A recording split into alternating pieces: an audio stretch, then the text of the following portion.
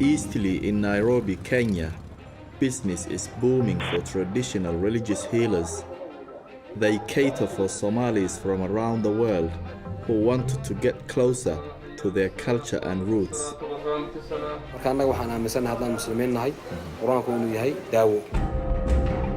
But Africa Eye investigates a form of religious healing gone badly wrong.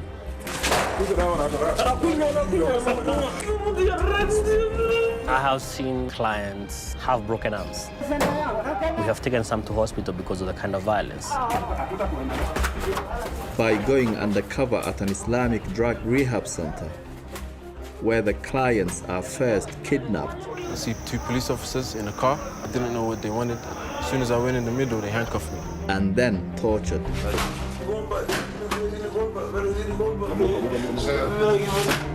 When a person gets depressed because of the kind of torture he's going through, cannot talk to anyone, he has no life left in him. You understand? They just can't grab the people here and say, nothing I've done, ask the people. I've done nothing.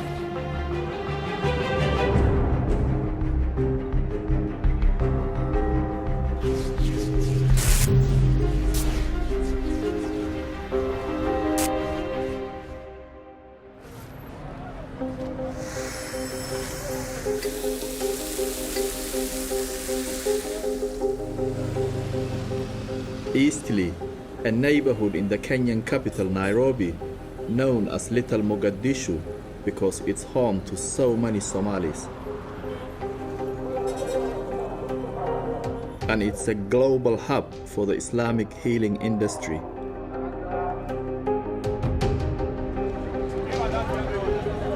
I'm going to try it out for myself.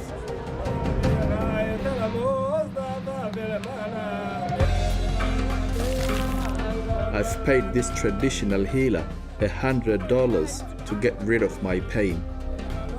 isbeddel kan yimid inuu sabab u yahay il ama ayuuna sida u taqaanid in ishan ay ka timid dad aan ku quurin hawsha ahays dhamaan dadka caafimaad ama Allah siiyo ragan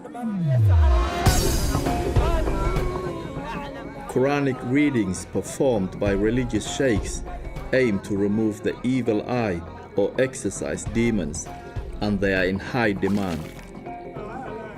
In Eastleigh alone, this new, growing industry is worth an estimated $10 million a year.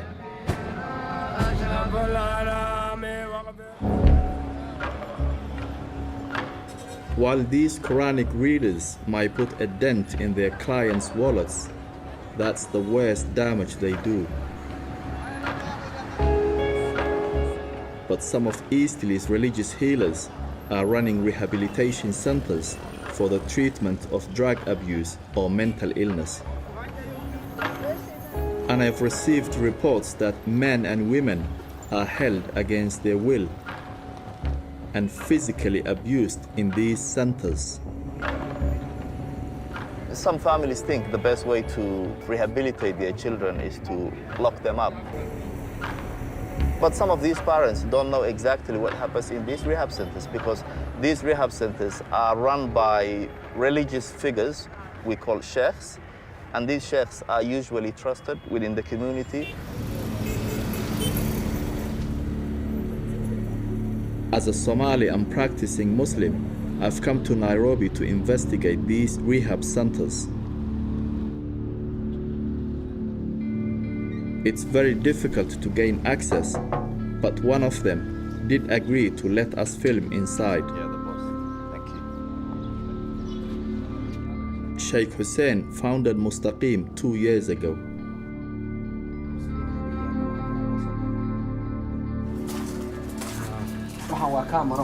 That is a CCTV camera, barbed wire.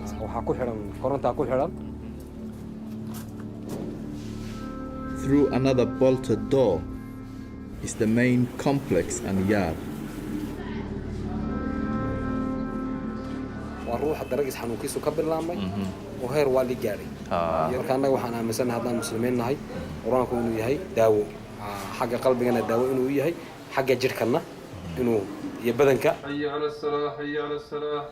We get to see that medicine in action. The sheikh and his assistants read the Quran to this young man from overseas. The idea is to push the demons out of his soul. dadka dhibi jiray waxa kuu sheegay midda kale inuu maaragtay gogosha uu haleyn jirayna dhaqaaq baa ku haray oo de wali xanuunka kama tagin laakiin waxaan rajaynaynaa haddii la sii wado inuu ka tago ilaahay idinki waraha kaga tago waa ka tegaynaa marka qabanaya iska waxba dhib ma. But then the sheikh refers to a more aggressive form of treatment.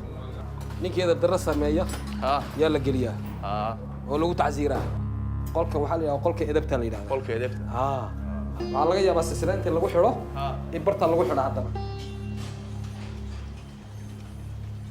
As we are packing up, a group of women call out to me.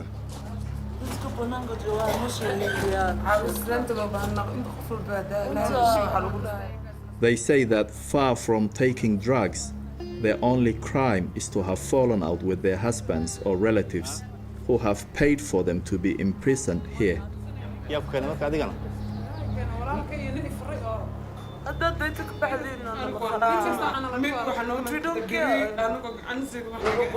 Wala idin tumaa We don't have freedom. أنا قلت الموضوع صار رأيت دم هزن أنا sometimes Nearly all of these women are mothers with children on the outside. They all said we want to get out of here, but we can't. The longer we are, the more money the rehab people would make. The sheikh walks over and the women fall silent.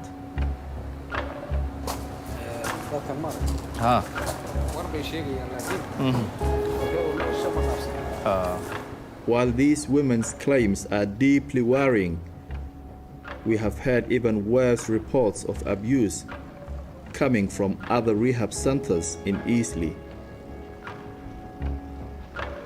One of those is called Darushifa, and we have found a member of staff willing to speak out about what happens inside.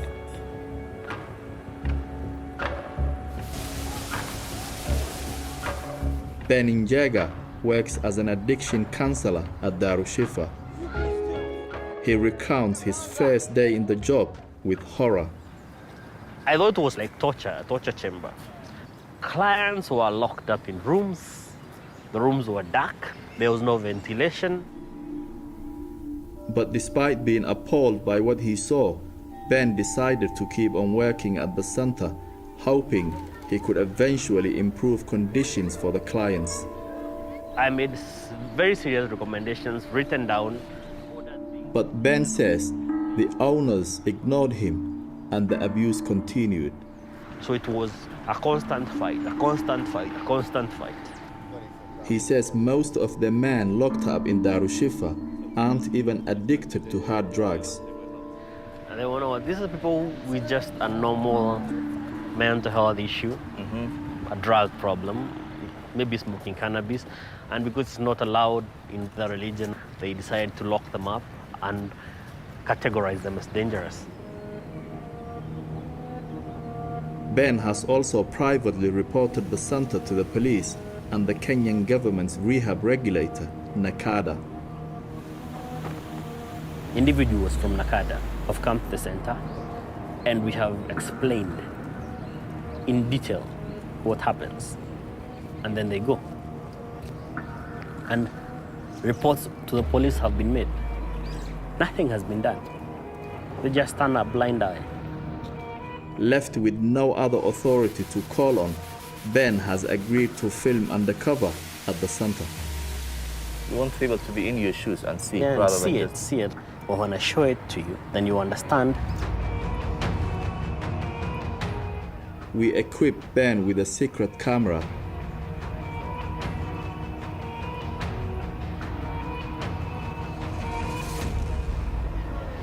Good luck, Ben. We also ask him to record regular video diaries while undercover.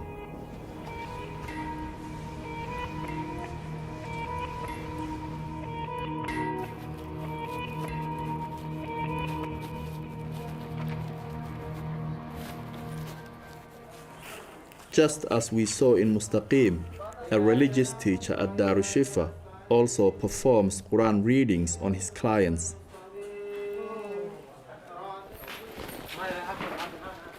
On Ben's first day filming, a new arrival is brought in, Ali.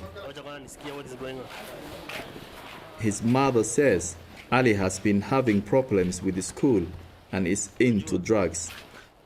She's paying the center $500 a month to turn her son's life around. Ben speaks to Ali to find out more. Shida ya shule ilianza when Januari hii mwaka. Mimi nasoma hata naingia form 1 sasa hivi. Nasoma na kubeba. Sawa, mimi naweza kutabara. Lakini wanasema wamekuona ukivuta fegi.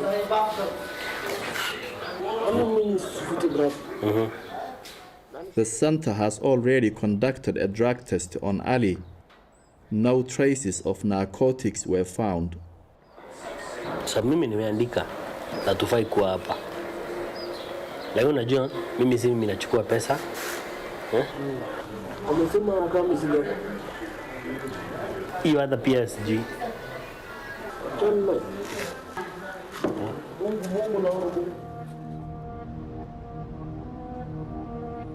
It's 10 p.m. the same day, and 4 Darushifa guards are doing their rounds.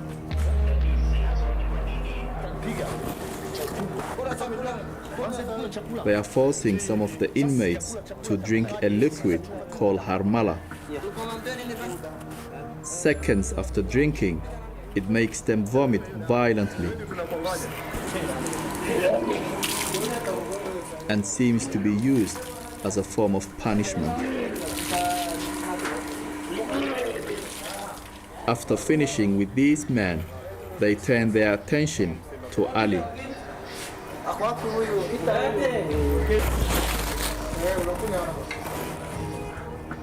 He's prevented from leaving by a guard holding a rubber whip.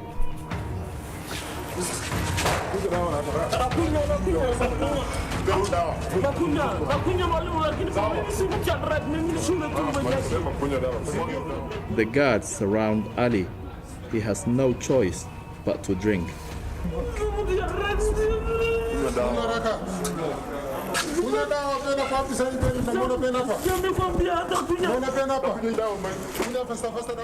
Ali gives in and drinks the harmala and then vomits. A few minutes later, weeping, he pleads for the ordeal to end.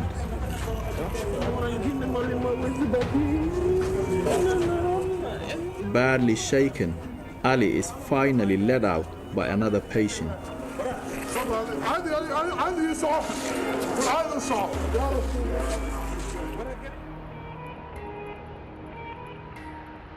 That night, Ben hands over the day's footage.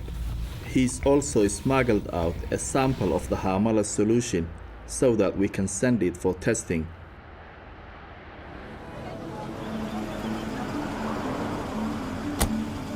The following morning, I visit a traditional herbalist to find out more. At Darushifa, the staff produce a concentrated solution from harmala seeds, which have been used as a herbal medicine for thousands of years. They claim it detoxifies drug addicts, but those who drink it suffer hallucinations, terrible chest pains, and severe vomiting.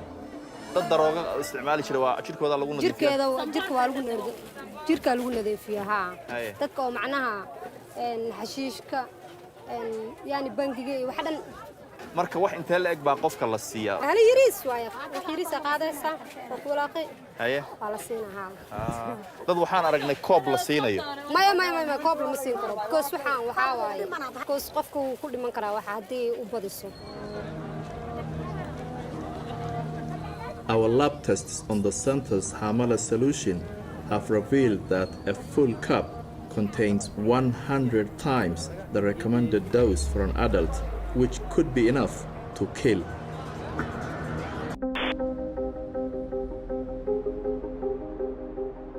I have been investigating Islamic rehab centers in Eastleigh, Nairobi. We have gone undercover to expose evidence of systemic physical abuse at one Darul Shifa.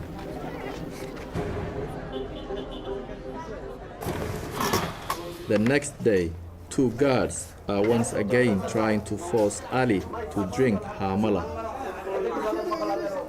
Like every new arrival at the center, his hair is completely shaved off.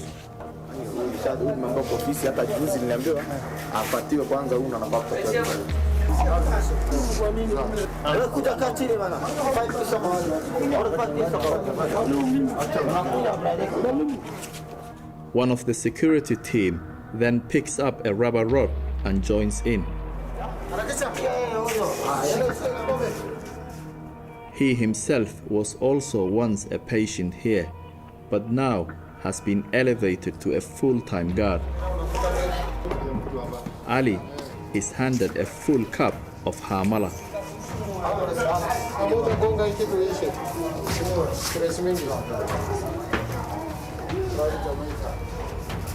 But Ali appears to have had enough and starts to resist despite the threat of violence.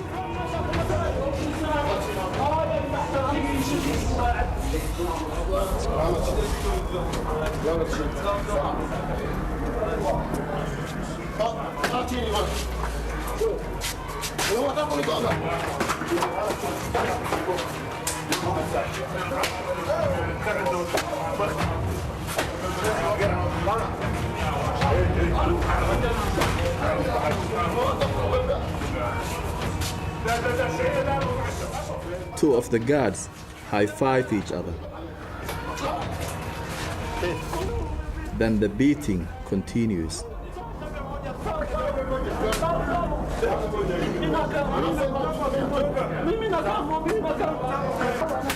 The guards proceed to beat Ali for 5 minutes without pause.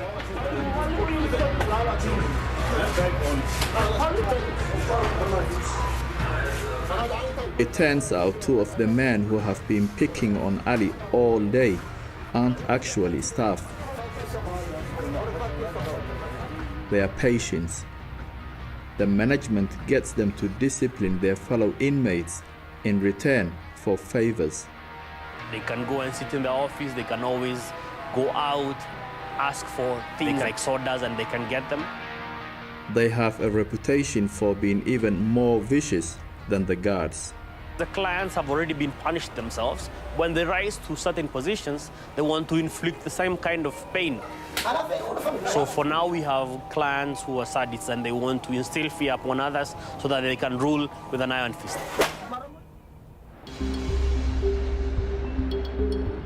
One man who knows all about the brutality at Darul Shifa is Muhammad Ali, an 18-year-old from London. He spent 3 months inside last year. He says it all began when the police picked him up off the streets. I see 2 police officers in a car. Didn't know what they wanted. I went inside, they put me in the middle. As soon as I went in the middle, they handcuffed me. Then they drove all the way to Darul Shifa. Me, as a child, I wasn't in no gangs. I wasn't a troublemaker. Back in London, I was in 6th form. I was applying for college. I actually got accepted. Then I came here for 2 weeks. Then that's what tragedy happened. You say tragedy? What do you mean? Just because my life has just gone wrong, to be honest. Muhammad found himself subjected to beatings and forced imprisonment. The same treatment our investigation has revealed at the center. If you do any trouble, if you argue, you have to get beaten up by the watchman, the guard. Most of them are severe beatings, because it's torture basically. Stuck in Nairobi without a job or money, Muhammad can't return to the UK. So what do? Just keep quiet? Yeah, just keep quiet. Because here the police is very different, there's nothing you can do.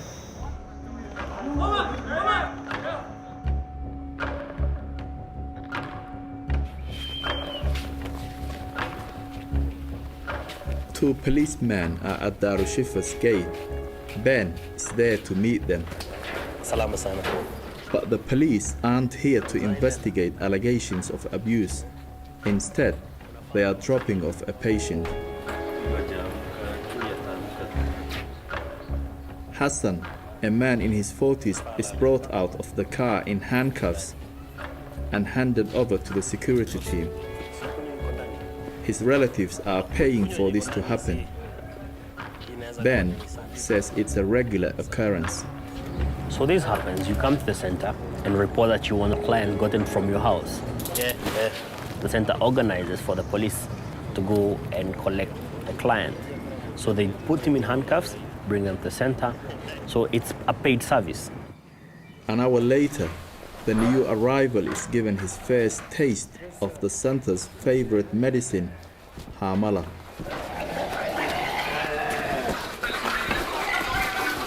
Yarma.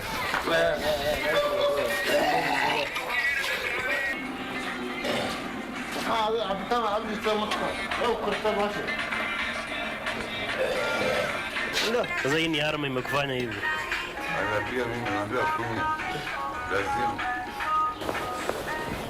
The guards subject the most fragile patients at the center to the same brutality as everyone else.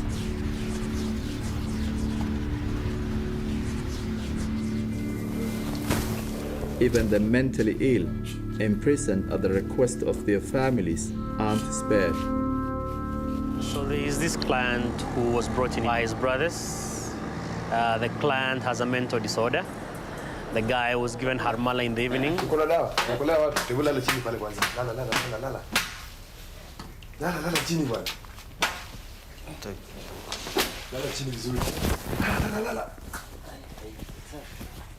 The reaction was very bad for him. And because they locked him up in the room, they vomited in the room, guard came in and he was angry at him. Why can't you control yourself? And they beat him up.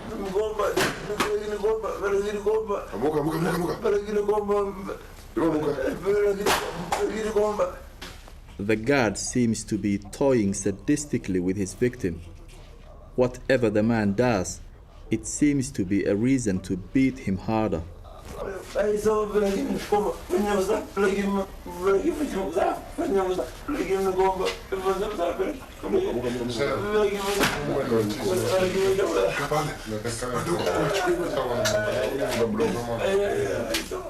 It turns out this particular guard has a strong motivation to be as violent as possible. He is on a trial for his job.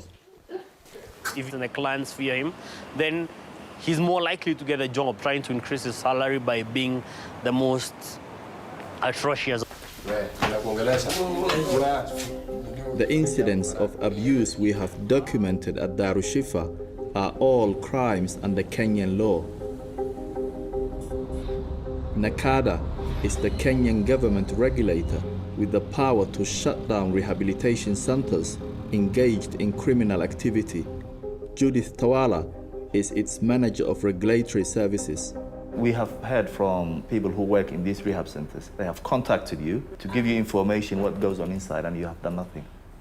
We also need to be careful when we get information. Sometimes it could be malicious information, but any information we get from anybody in regards to rehabs, we don't take it lightly. I can assure you. We know some of these places have been raided several times, owners arrested but not charged. A week later, they reopen. Why isn't NACADA doing enough to stamp out this practice? Maybe our judicial system has maybe issues of more priority than this one, but I think we also have a role as an agency when charges are laid to up our game in following up. We wrote to the local police authority to request a response to allegations of corruption and kidnapping made against its officers. There was no response. We also requested an interview with the owner and executive director of Darushifa, Ahmed Ismail. He dismissed our allegations as just propaganda. While the authorities may be slow to react to this issue, as a community, we Somalis also need to stop creating the conditions for abuse to occur. It's right and good that we want to preserve our culture and religion, but businessmen who dress up as religious sheikhs are rarely the answer to complicated problems like mental health and drug use. Paid to make our loved ones better, they are more likely to make them worse.